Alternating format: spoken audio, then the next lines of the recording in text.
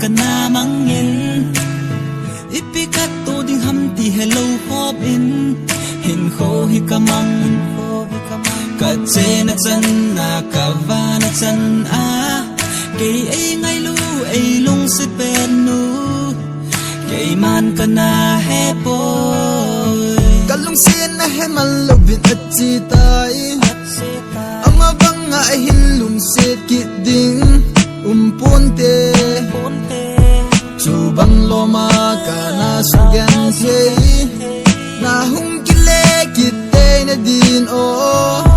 ngai dam ka hin thu me nang biza ka hin kho hi o ipiti han dia na da la jing ham ka hin kho e na hin ai cha ji e patini na hin gel ji e kalung sungi nang bo how ha se hi o how ha se hi in gen te ke lung mo ze in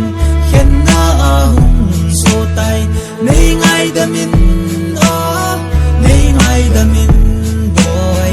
nang lo ba ai hem di ding dang ken ka nei de po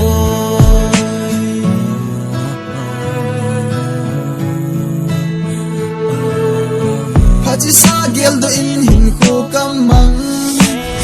kan na ki pasana ho ka si ji e ka gel te han hum ki le ki the hi le o